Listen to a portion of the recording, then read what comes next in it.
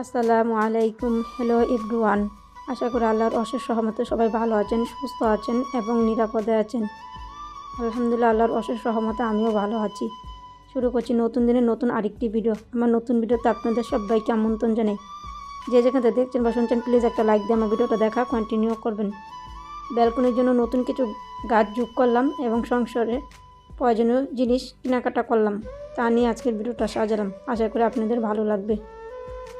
আর এই জায়গা গাছের মধ্যে ছিল বেগুনের চারা 2টা, মরিচের চারা 2টা, তারপর গাঁদা ফুলের চারা 2টা। এগুলা এনে তারপর তো দেখলেন এগুলা একটা লোক আসছিল নিচতলা ভ্যান গাড়ি নিয়ে।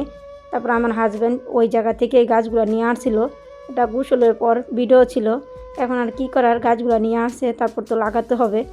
এই জন্য ভাবলাম সাথে সাথে লাগিয়ে নিই। তারপর মাটি অল্প ছিল, টপও আমার বেশি ছিল না, যেগুলো টপ ছিল ওইগুলোতেই এই মাটিগুলো দিয়ে লাগিয়ে নিয়েছিলাম। আর দেখলেন তো কী একটা অবস্থা হয়ে গিয়েছিল। তারপর ঝাড়ু দিয়ে মাটিটি উঠিয়ে তারপর ব্যালকনিটা সুন্দরভাবে মুছে নিয়েছি।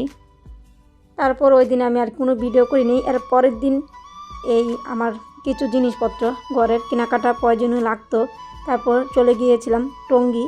তারপর ওই জায়গা থেকে আমি সবগুলো জিনিস নিয়ে আসলাম। আর আমার মেয়ের জুতা প্রতি বছরে কিনতে হয়, মানে জুতাগুলো থাকে ছিঁড়ে না কিন্তু ছোটো হয়ে যায়, এই জন্য তারপরে এবার কিনা হয় না। আগে যে আজকে গেলাম, তারপর আমার মেয়ের জন্য একজোড় জুতা নিয়ে আসলাম। আর এই জায়গায় কিসমিস ছিল, আর তেলাপোকা ওষুধ মারানোর একটা ওষুধ ছিল, অনেক তেলাপোকা বেড়ে গেছে এই জন্য। আর এই জায়গায় কাজু বাদাম, আর এই জায়গায় পাঁপড় ছিল, এগুলা বাজবো। তারপর আমার ঘরে টুকিটাকি অনেক কিছু ছিল না, তারপর ভাবলাম এগুলো আসছে যখন নিয়ে যাই। তারপর এই জায়গায় আমি এলাচ, লং, দারচিনি এগুলো ছিল না, এগুলো নিয়ে আসলাম। আর এই জায়গায় চাউমিনের মতন, এটার নাম বলে ড্রাগন। তারপরে এই জায়গায় 6টা ছিল, এই 6টা নিয়ে আসলাম। তারপর আমার মেয়ের জন্য একটা টিফিন বক্স নিয়ে আসছিলাম। এই টিফিন বক্সটা 100 টাকা নিয়েছে। আচ্ছা, আমার মেয়ের টিফিন বক্স কিন্তু এটা ছোটো হয়ে যায়, এই জন্য একটা বড় চেয়ে নিয়ে আসলাম একটু। আর এই জায়গায় 3টা নাস্তার প্লেট, আমার এগুলো পছন্দ হয়েছিল, পার পিস এগুলো 90 টাকা করে নিয়েছিল। এই জায়গায় 3টা নিয়ে আসছি। আর একটা আমার কিচেনের জন্য একটা ল্যাক আমার অনেক প্রয়োজন ছিল অনেক দিন ধরেই, কিন্তু কিনবো বলে কিনতে পারি না। আমরা যারা মধ্যবর্তী তারা চাইলেই কিন্তু সাথে সাথে যেটাই চাই এটা পাই না, একটু ধৈর্য ধারণ করতে হয়। অনেক দিন ধরে ভাবছিলাম এই ল্যাকটা আমি কিনবো কিচেনের জন্য, অবশেষে আজকে আমি কিনে ফেললাম। তারপর আমি কিচেনে কোন জায়গায় রাখি অথবা কোন জায়গায় রাখবো, কীভাবে রাখবো আপনাদের সাথে পরবর্তী ভিডিওতে শেয়ার করব। তারপর আমি যেগুলো রিফিলের কাজ এগুলা রিফিল করে নিব। এই জায়গায় কাজু বাদামগুলো একটা কাচের জারে ঢেলে নিলাম, আর অল্প কয়টা ছিল। আমার ছেলে কাজু বাদাম আর কিশমিশ পছন্দ করে, তারপর আমার ছেলেকে অল্প কটা ছিল ওইগুলো দিয়ে দিলাম, তুমি বসে বসে একটু খাও। যারা নতুন আমার চ্যানেলটি ভিজিট করেছেন, আমার ভিডিওর কোনো অংশ, আমার কথা বা কাজের কোনো অংশ যদি আপনাদের কাছে ভালো লেগে থাকে, আর আপনারা যদি এরকম লাইফস্টাইল ব্লগ ভিডিও দেখতে পছন্দ করে থাকেন, তাহলে আমার চ্যানেলটি সাবস্ক্রাইব করে পাশে থাকা বেল অপশনটি প্রেস করে অল বাটনে ক্লিক করে রাখতে পারেন, যাতে করে আমি ভিডিও ছাড়া মাত্রই আপনাদের কাছে নোটিফিকেশন পৌঁছে যায়, আর আপনাদের মূল্যবান সময় করে আমার ভিডিওটি যে কোনো সময় আপনারা দেখে নিতে পারবেন। আর যারা অলরেডি এই কাজগুলো করেছেন তাদেরকে জানাই অসংখ্য ধন্যবাদ। আর আমার ভিডিওর কথায় বা কাজে কোনো যদি ভুল ত্রুটি হয়ে থাকে প্লিজ আপুরা ক্ষমা সুন্দর দৃষ্টিতে দেখবেন। আর যদি ছোটো বোন অথবা বড় বোন হিসাবে ভুল থেকে থাকে তো অবশ্যই আপুরা ভুলগুলো ধরিয়ে দিবেন। ইনশাল্লাহ চেষ্টা করব ভুলগুলা সংশোধন করানোর জন্য, কেননা আমরা বেশি দিন হয় না ইউটিউবে আসছি, আর ইউটিউবের সম্পর্কে তেমন বেশি ধারণাও নাই। শখের বশতে একটা চ্যানেল খুলে ফেলছি, তারপর এখন খুলে তো মায়াও ছাড়তে পারতেছি না। তারপরও মাঝে মধ্যে মন চায় না ভিডিও আপলোড করি অথবা ভিডিওর ভয়েস দিয়ে এডিট করি। মাঝে মধ্যে কীরকম লাগে, ভালো লাগে না, আবার মাঝে মধ্যে ভালো লাগলে আবার একটু বসি। এরই মধ্যে আছি দুটানার মধ্যে, মনে হয় মানে ছাড়তেও পারতেছি না, কিছুই ভালো লাগে না, আবার মাঝে মধ্যে কীরকম জানি হয়ে যায়।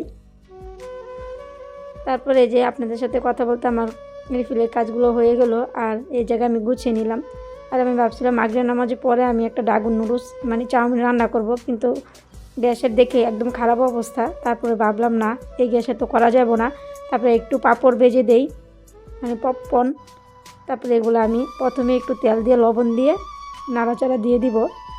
অনেক দিন যাবৎ ভাজা হয় না, আগে অনেক খাওয়া হতো এইভাবে পাঁপড় ভেজে, এখন কিন্তু বেশ একটা আমার খাওয়া হয় না। আজকে ভাবলাম চোখে পড়লো, তারপর আমি হাতকে যে জায়গায় নিয়ে আসছিলাম, এই যে মাশাআল্লাহ অনেক সুন্দর কিন্তু পাঁপড়গুলো হয়ে গেল।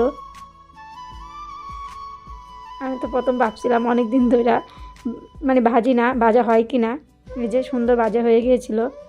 আর রাত্রেবেলায় আমার হাজব্যান্ড আবার মুরগি এনেছিল, কিন্তু আমার শরীরটা ভালো লাগছিল না। মানে বিকালবেলা তো এগুলা টঙ্গী থেকে গিয়ে অনেক কিছু নিয়ে আসছিলাম। তারপর আমার ভাবলাম এগুলো ফ্রিজে এইভাবে রেখে দিই, সকালবেলা উঠে কাটাকুটি করব। তারপরে আমি সকালবেলা উঠেই ফজর নামাজ পড়ে আর ঘুমাই নাই। তারপরে আমি বসলাম এগুলো কাটাকুটি করব। আর এর আগেই আমি লাউ শাক রান্না করব। ওই সময় আর ক্যামেরা অন করিনি, ওই সময় মোবাইলটা চার্জে ছিল। তারপর চার্জ থেকে এনে তারপরে ভাবলাম আপনাদের সাথে একটু ভিডিও শেয়ার করি, তারপরে ভিডিও অন করা। এই যে লাউ শাকটা আমি বসিয়ে দিলাম, আর অফ ক্যামেরাতে আমি আবার সবগুলা মুরগি কেটে নিয়েছি। আর যেতটুকু রান্না করব এতটুকু আমি ধুয়ে নিব।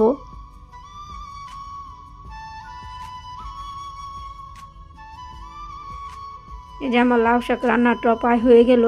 যে সময় লাউ শাক রান্না করেছি ওই সময় কিন্তু গ্যাস অনেকটাই ছিল, জানি রান্না করতে ভাবছিলাম রান্না করতে পারবো, কিন্তু এই লাউ শাক রান্না উঠিয়ে তারপর আমি মুরগি বসালাম। মানে গ্যাস এখনই কমে গেছে, মানে আদৌকে আমি মুরগিটা রান্না করতে পারবো কিনা আমি জানি না।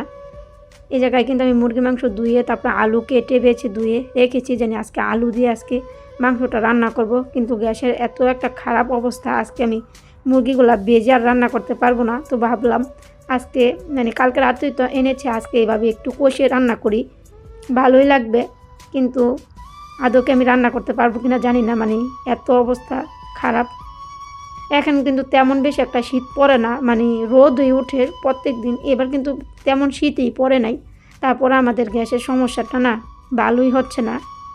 এটা কি ভালো হবে কিনা জানি না, মানে গ্যাসের সমস্যাটা। তারপর আমি এই যে সব মশলা দিয়ে মুরগির মশলাটা কষিয়ে তারপর আমি মুরগিটা দিয়ে দিব। আমার তো মনে হচ্ছে এখন আগের আমলে চলে যেতে হবে, দাদি নানির আমলে, মানে লাটকি চুলা দিয়ে রান্না করতে হবে যে অবস্থা এখন গ্যাসের। তারপর এখানে কিন্তু মুরগিতে কষানোর জন্য এক্সট্রা আমি আর কোনো পানি ব্যবহার করব না, এভাবে রেখে তারপর আমি চলে যাব। আর এই মুরগিটা রান্না করতে আমার মানে 1.5 থেকে প্রায় 2 ঘন্টা লেগে গেছে তরকারিটা রান্না করতে। তো কী একটা অবস্থা চিন্তা করেন, কী একটা কষ্ট করে আমরা চলাফেরা করতেছি। ভিডিওর একদম শেষ পর্যায়ে চলে আসছি। পরবর্তী ভিডিও দেখার আমন্ত্রণ জানিয়ে শেষ করছি আজকের মতন ভিডিওটা এইখানেই। আল্লাহ হাফেজ, আসসালামু আলাইকুম।